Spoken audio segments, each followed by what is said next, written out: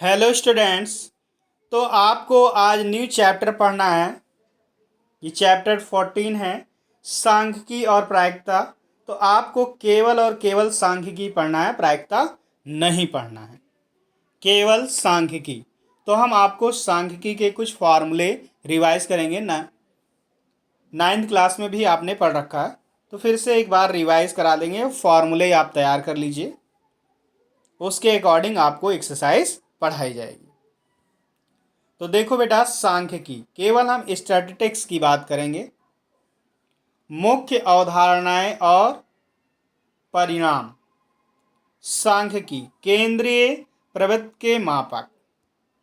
तो सबसे पहले बेटा है वर्गीकृत आंकड़ों का माध्य। किसका? वर्गीकृत आंकड़ों का माध्य। तो वर्गीकृत जो टेबलर फॉर्म में दिए हों और उनका जैसे अंतराल दिया हो 0 से 10, इंटरवल दिया हो 10 से 20, 20 से 30, इस तरह से अगर डेटा दिया है तो ये वर्गीकृत एक वर्ग के रूप में, एक ग्रुप के रूप में, एक समूह के रूप में दिए, तो इसी को हम बोलते हैं बेटा वर्गीकृत। जब बेटा वर्गीकृत दिया हो तो क्या होगा? वर्गीकृत आंकड़ों का माध्य ज्ञात करने के लिए कल्पना की जाती है कि प्रत्येक वर्ग की अंतराल की बारंबारता उसके मध्य बिंदु में केंद्रित होती है। मध्य बिंदु कैसे? देखो बेटा, जैसे ये वर्ग अंतराल है 0 to 10, तो इसको पहले वाले को हम लोअर लिमिट कहते हैं और इसको अपर लिमिट। अब देखो बेटा, मध्य बिंदु निकालने का तरीका जो है मिड वैल्यू, मध्य बिंदु निकालने का तरीका जो है क्या कर देते हैं? दोनों का योग L1 प्लस L2 अपान 2, हम दोनों का माध्य निकाल लेते हैं, औसत निकाल लेंगे। तो L1 प्लस L2 अपान 2, ये मध्य बिंदु निकालने का तरीका है। तो क्या है? मध्य बिंदु में केंद्रित होती है। अब पहले प्रत्यक्ष विधि या सीधी विधि। तो इसमें बेटा क्या करेंगे? माध्य निकालना है। माध्य यहाँ हम समांतर माध्य की बात कर रहे हैं, एक्स बार से डिनोट करते हैं। एक्स बार इक्वल्स टू, यहाँ आप ये सोचो, यहाँ पे सिग्मा लिखना जरूरी है बेटा, sigma F x upon sigma. ठीक है, ये सिग्मा है, sigma F x upon sigma F. ठीक है, आई नोटेशन होता है। तो जो एक्स आई वर्ग चिन्ह है या मध्य बिंदु कहें, वर्ग चिन्ह या मध्य बिंदु है, और आई वे जो आई है वर्ग अंतराल का मध्य बिंदु है। एक्स आई जो है आई वे वर्ग अंतराल का मध्य बिंदु है, और एफ आई उसकी संगत बारंबारता है। तो जब क्वेश्चन समझाएंगे तो ये क्लियर हो जाएगा। फॉर्मूला आप लोग नोट कर लीजिएगा और इसे तैयार कर लीजिएगा। फिर बेटा कल्पित माध्य, ये तो बेटा एक डायरेक्ट विधि हो गई, कल्पित माध्य विधि। तो कल्पनिक माध्य में हम एक कल्पना करते हैं, माध्य X bar equals to A plus sigma F D I by F I. यहाँ सिग्मा होगा, वैसे सिंपली रख लीजिए एफ डी आई। तो जहाँ ए क्या है? कल्पित माध्य है। कल्पित माध्य वो माध्य होता है जो हम अपने मर्जी से मानते हैं, और प्रत्येक आई के लिए डी आई। तो एक्स आई माइनस, जो कल्पित माध्य निकालना होता है वो एक्स से हम ए को माइनस कर लेते हैं, है ना, इसी को। तो ए से ये, इसे डी को विचलन कहते हैं। क्या कहते हैं? विचलन।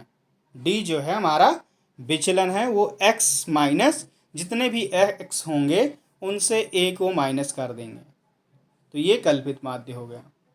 अब देखो बेटा पग विचलन, और अंडरस्टैंडिंग आपकी ये रहनी चाहिए कि यहाँ पे सिग्मा है बेटा, सिग्मा का मतलब सम होता है।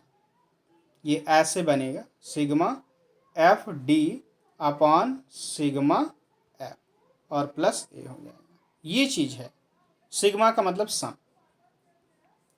पग विचलन, तो पग विचलन में देखिए, इसमें बस बेटा क्या है, एक एच जुड़ जाता है, बाकी फॉर्मूला वैसे एक्स बार ए प्लस एक्स, यहाँ sigma F you upon sigma F, जहाँ ए कल्पित माध्य और एच वर्ग अमाप। वर्ग अमाप कुछ नहीं होता बेटा, जैसे 0 से 10 लिखा है, 10 से 20 लिखा है, तो कितना अंतर है इसमें। चाहे यहाँ से यहाँ निकाल लीजिए, चाहे यहाँ से, तो 10 से 0 घटाएंगे 10, या 20 से 10 घटाएंगे, तो वर्ग अमाप कितना आ जाएगा 10। वर्ग अंतरालों के बीच का अंतर, वही वर्ग अमाप होता है। तो ये कितना है, निकाल लेंगे, हैं वर्ग अमाप। अब देखो बेटा यहाँ पर u क्या है, जैसे ही वहाँ पे d था x माइनस ए, अब यहाँ h से मल्टीप्लाई हुआ, वही h डिवाइड हो गया। ui आसान करने के लिए बेटा, ui equals to X I minus A upon H, तो एक्स आई पहले से जानते हैं, ये आ गया। अब बेटा क्या है, और हमें यहाँ पे बेटा जो भी पढ़ना है वर्गीकृत डेटा के लिए, क्योंकि फर्स्ट 9th क्लास में आपने अवर्गीकृत डेटा पढ़ लिया था, यहाँ अंतराल वाले ही क्वेश्चन पढ़ेंगे। क्वेश्चन नंबर 5, यदि वर्ग माप यानी कि साइज असमान हो, अलग अलग हो, तब भी जो है 4th में दिया गया सूत्र ही प्रयोग किया जाता है, जहाँ h को सभी के di का उपयुक्त विभाजक मान लेना होगा, है ना। इसी सूत्र का हम लोग प्रयोग करते हैं। अब बेटा अभी तो हम माध्य समांतर माध्य की बात कर रहे थे, अब बहुलक ज्ञात करना दूसरा टॉपिक है। ये पूरे हम चैप्टर की सांख्यिकी चैप्टर की डिस्कशन कर रहे हैं बेटा, इसमें जितने भी एक्सरसाइज आएंगे सब में सारे फॉर्मूले। वर्गीकृत आंकड़ों का बहुलक, तो बहुलक निकालना आसान है। बहुलक बहुत सारे, यानी कि जिनकी संख्या बहुत बार आई हो वो बहुलक होता है। यानी कि हम दूसरे आवृत्ति क्या होती है, उनकी संख्या को प्रदर्शित करता है, यानी कि जिनकी आवृत्ति सबसे अधिक हो, फ्रीक्वेंसी सबसे ज़्यादा हो, वही बहुलक हो। तो कुछ नहीं बेटा, टेबल में तो लिखा ही होगा, एक वर्गीकृत बारंबारता बंटन में बारंबारताओं को केवल देखकर बहुलक को निर्धारित करना संभव नहीं होता। वर्गीकृत आंकड़ों जब वर्गीकृत हो तब दिक्कत होती है बेटा, तब के लिए सूत्र लगाएंगे। बहुलक को ज्ञात करने के लिए अधिकतम बारंबारता वाली वर्ग ज्ञात कर लेते हैं। ये वर्ग बहुलक वर्ग, अधिकतम बारंबारता जो होगा वही बहुलक वर्ग होगा बेटा। अब आंकड़ों का बहुलक एक ऐसा मान है जो बहुलक वर्ग में होगा, उसी वर्ग में होगा। अब उसको ज्ञात करने के लिए हमें इस सूत्र का प्रयोग करना होगा। वर्गीकृत आंकड़ों का बहुलक प्रकृत किया जा सकता है। बहुलक बराबर, ये स्मॉल एल लिखा, स्मॉल एल लिखिए या L1 लिख सकते हैं, L1 लिखिए या स्मॉल एल एक ही चीज़ है। L1 लिखेंगे तो आपको याद रहेगा L1, ये L के प्लस पे L1 लिख लीजिए, plus F1 F0 2F1 minus F0 और minus F2 into H। L1 क्या है बेटा, L या L1 ये निम्न सीमा है, जो बहुलक वर्ग है उसकी निम्न सीमा है। F1 उसी वर्ग की बारंबारता है भाई, H तो आप जानते हैं वर्ग साइज है, F1 बहुलक वर्ग का बारंबारता है, और F0 क्या है बेटा, F0 बहुलक वर्ग से ठीक पहले की बारंबारता और F2 बहुलक वर्ग के ठीक बाद की बारंबारता। ये पहले की हो गई, 0 जो है भाई पहले, F1 उसी वर्ग की है, F0 ठीक पहले, F2 ठीक बाद, ठीक है ना। अब देखो बेटा अगला, तो बहुलक हो गया, माध्य पढ़ लिया, बहुलक पढ़ लिया। अब माध्यक, माध्यक तो माध्यक क्या है, माध्यक संचयी बारंबारता सारणी।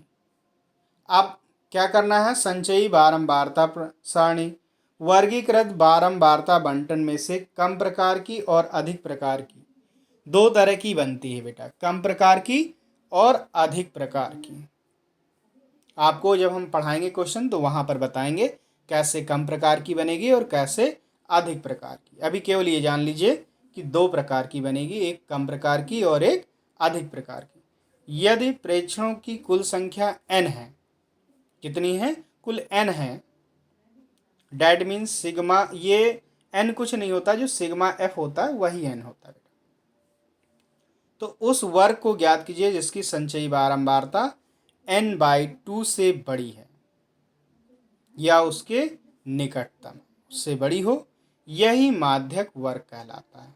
क्या कहलाता है? माध्यक वर्ग। अब बेटा इसमें निम्न सूत्र का माध्यक ज्ञात करने के लिए हमें इस सूत्र का, हम जो पढ़ रहे हैं हम केवल वर्गीकृत के लिए, तो माध्यक वर्ग का सूत्र के लिए अब ये स्मॉल l बेटा L1 ही है, निम्न सीमा n/2। CF बेटा कम्युलेटिव फ्रीक्वेंसी अर्थात जो है क्या होता है? संचयी बारंबारता, लेकिन वो माध्यक वर्ग से ठीक पहले की, और स्मॉल f माध्यक वर्ग की बारंबारता इंटू h।